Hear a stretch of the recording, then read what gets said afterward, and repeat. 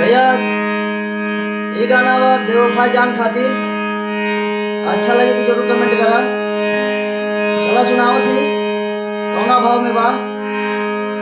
अब निंदिया तोहरा लागे तब पगला तोहर जागे। जब निंदिया तोहरा लागे तब पगला तोहर जागे। दिहल तुहार दरद दिहल तुहार दरद अभी ओले भोवता। तोहरा अगना बरसी बदरत मुझे अभिमाना तोहर रोता।